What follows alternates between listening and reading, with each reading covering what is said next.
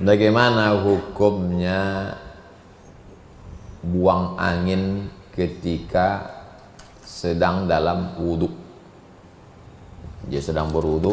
Iza kumtum ila shalah, kalau kamu mau salat, faghsilu wujuhakum, basuh muka, wa aydiyakum ilal marafiq, tangan, wamsahu biru'usikum, kepala. Pas sedang kepala, dipegang kepala, keluar angin ke bawah.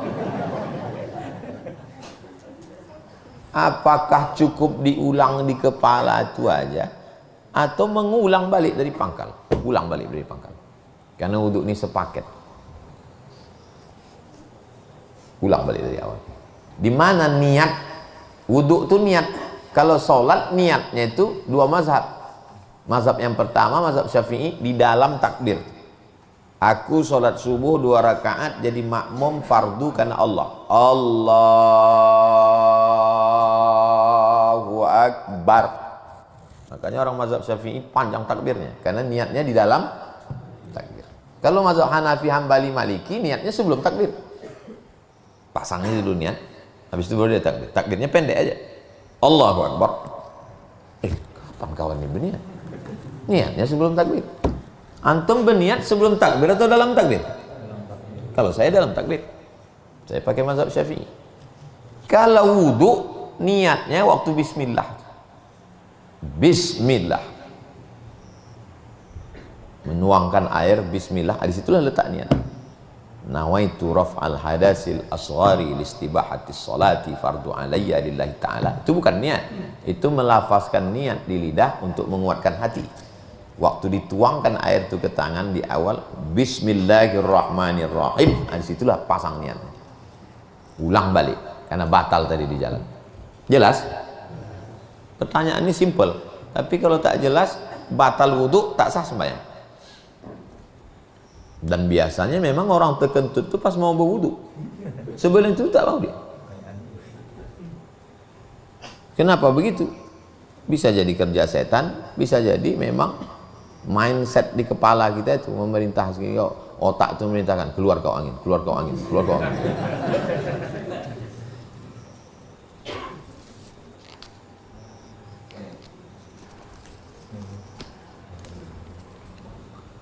Ada nas yang menjelaskan, kalau disebut nas, nun sod, nas, bahasa Inggrisnya text, text, T-E-X-T, text. Bahasa Arabnya nas. Yang dimaksud dengan nas adalah Quran dan ada nas. Bingung nanti untuk nas. Apa nas? Nas itu artinya teks Al-Quran atau hadis yang menjelaskan batasan keluar seorang muslimah yang sudah menikah dan punya anak. Ia meninggalkan kewajibannya di rumah atas ridho keluarganya. Bagaimana penjelasannya Pak Ustadz? La tusafiranna mra'atun illa ma'azi mahramin. Tidak boleh perempuan keluar rumah kecuali dengan mahram, baik sudah nikah maupun belum menikah. Adapun yang sudah menikah, berubah izinnya dari ayah, dari abang, dari atuk, dari adik, dari wali kepada laki. Itu saja bedanya. Yang sebelumnya dia minta izin ke walinya. Wali pertama ayah, wali kedua atuk, wali ketiga abang, wali keempat adik laki-laki, wali kelima abang ayah, wali keenam adik ayah. Setelah itu berpindah perwaliannya ke suami, maka dia izin suami. Lau kuntu amiran ahadan ala ayyasjuda ala ahadin, seandainya boleh manusia ini bersujud kepada manusia, maka kuperintahkan istri bersujud pada suami. Bolehkah istri bersujud ke suami? Tak boleh. Seandainya boleh, tapi tak boleh. Kepergiannya untuk mukim di suatu tempat, aktivitasnya sebagai relawan. Mukimnya di pesantren, tempatnya insya Allah aman.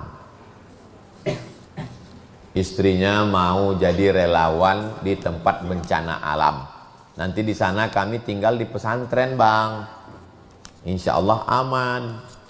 Kau pergi sama siapa? sama orang-orang kawan dinas. Ini udah macam saudara kandung udah. Berawal dari macam, berakhir dengan macam-macam. Pengakuan orang yang bininya berselingkuh, tak boleh sebut nama dan kode etik. Saya mengantar ke airport Pak Ustadz, saya titipkan ke dia, tolong jaga istriku ya Pak. Saking kan udah macam keluarganya. Saya ke rumah dia, dia ke rumah saya. Udah macam kami anggap ayah kami Pak Ustadz. Ke dia pula aku titipkan biniku itu. Macam menitipkan kambing ke serigala lapar. Waktu kau katakan, ku titipkan istriku ya, dia bilang iya, meniti air liur dia menengok bini kau. Kok bisa tak ada cemburu? Perempuan itu bolehkah bekerja di luar rumah? Ada perempuan namanya Asma. Asma membawa makanan kambing, dijunjungnya di kepalanya. Lewat Nabi. Nabi mengantarkan Asma balik ke rumah. Itulah dalil orang yang mengatakan perempuan boleh bekerja, beraktivitas di luar rumah dengan syarat dan ketentuan berlaku. Adapun orang yang harga mati tak boleh bininya keluar, tak boleh belanja, mengantar teh manis pun tak boleh. Tak pernah istri saya mengantar teh manis ke tamu. Saya membawa teh manis, saya menuangkan. Kok bisa kalian biarkan bini kalian menuangkan teh, tamu tuh menengok muka bini kalian? Kok tak cemburu kalian? Berarti urat cemburu kalian udah putus. Kalian mengambil dari dapur, kalian tuangkan. Istrinya mana? Kalau pula kau tanya bini-bini aku. Bini kau kan tak ada tanya.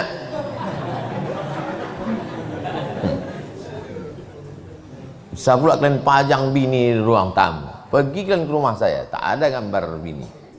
Gambar Masjidil Aqsa. Bisa pula dipajang gambar bini tak bertudung situ. Tengok orang, cantik juga bini kau ya. Tak mendidih darah kalian. Waqarna fi buyutikunna, menetaplah kamu di rumah wahai perempuan. Di Tarim. Ustaz Somad pernah ke Tarim? Belum. Di Tarim itu Ustaz, tempat Habib Umar bin Hafiz, Darul Mustafa, Rubat Tarim, Al-Ahqab, tempat Buya Yahya. Perempuan di sana keluar cuma 2 kali Pak Ustaz. Yang pertama nikah, yang kedua mati. Lain daripada itu dia yang keluar, dia yang belanja, menjaga perempuan. Saya tidak termasuk yang sangat ketat, tapi saya juga tidak setuju yang terlalu longgar, karena semua berawal perselingkuhan dan berikutnya berawal dari longgar. Maka saya boleh perempuan itu beraktivitas dengan syarat dan ketentuan berlaku. Yang pertama, la tabarrajna tabarrujal jahiliyatil ula, jangan bersolek-solek jahiliyah. Ini karena perempuan ini kalau di rumah dia macam mak lampir, pas keluar rumah macam artis. Jadi dia bersolek itu untuk laki orang, bukan untuk laki dia. Perempuan itu bersolek untuk laki dia atau untuk orang lain? Lakinya. Untuk lakinya, bukan untuk laki orang. Sekarang di rumah. Yang kedua, dia tidak boleh keluar rumah kalau tidak dengan mahram. Imam Nawawi dari kalangan mazhab Syafi'i, penulis kitab ini, membolehkan perempuan keluar kalau aman. Aman. Satu kloter 300 orang, ada di situ perempuan-perempuan yang amanah, boleh. Yang ketiga, la yakhluwanna rajulun, tidak berdua-duaan. Satu kantor berdua. Dari jam 8 pagi sampai jam 4 sore berdua, makan sama. Berawal dari curhat, ngobrol, muncul nyaman, tenang. No free lunch, tidak ada makan siang yang gratis. Na'udzubillah. Berapa banyak perselingkuhan terjadi, luar biasa. Yang keempat, tak boleh bersolek tak boleh musafir tanpa mahram, tak boleh berdua-duaan. Yang keempat, mesti izin suami. Dan suami itu mengasih izin memang betul-betul izin. Kasih izin ya bang, kalau tak izin awas nanti. Abang tuh pula ketakutan.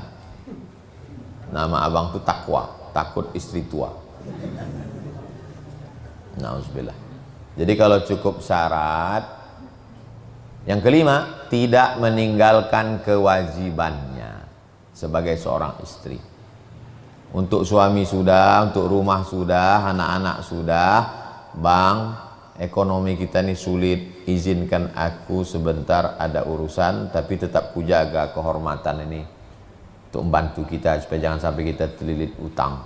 Iyalah, abang jangan terlalu cemburu kali, nanti abang cepat mati. Yalah.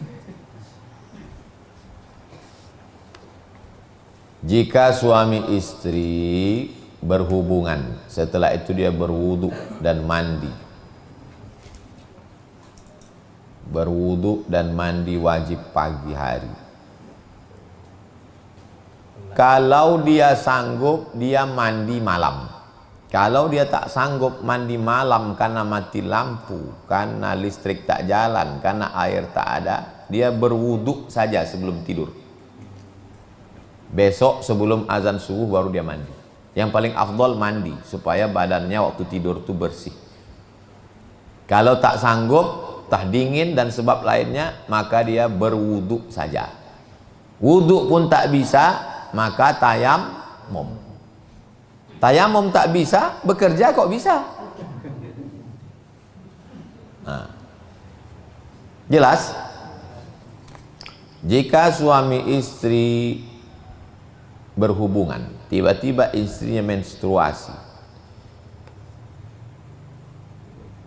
la taqrabuhunna hatta yathur, jangan kamu dekati perempuan itu kecuali dia sudah suci. Dia berhubungan maaf cakap dalam keadaan suci, maka hukumnya ibadah. Lalu kemudian setelah itu datang menstruasi istrinya, dia tak tahu bahwa hari itu datang, maka dia berhenti. Yang pula diteruskannya, karena sudah datang larangan, tak boleh melakukan hubungan kelamin. Dan secara medis, penyakit yang diakibatkan dari darah menstruasi sangat fatal.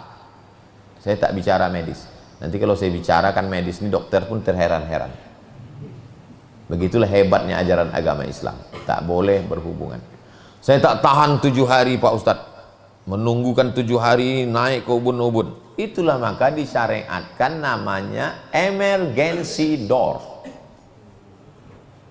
Kita kalau naik pesawat, kata pramugari, all of our passenger, semua penumpang kita naik dari pintu kanan dan tapi kalau nanti ada darurat tingkat tinggi, maka dibuka pintu emergency door.